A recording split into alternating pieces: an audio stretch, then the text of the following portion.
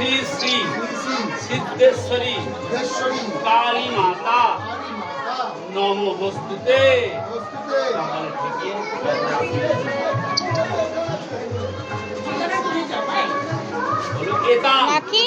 সর্বকার্য শুভ কর্মাঙ্গীভূত নম বর্মা নম যথা জ্ঞানং করবাণী।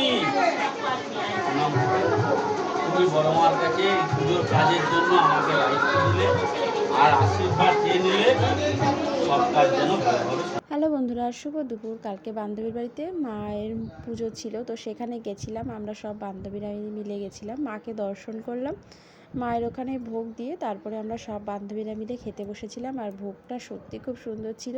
আর ভোগে অনেক কিছু করেছিল, খিচুড়ি, কুমড়োর বড়া, পোলাও, আলুর দম, পনির, চাটনি, পাঁপড়, মিষ্টান্ন, অনেক কিছু ছিল।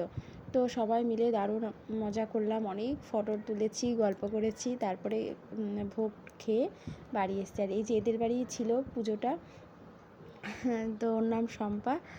তো যাই হোক, সন্ধ্যাটা বেশ ভালোই কাটলো। সবাইকে টাটা।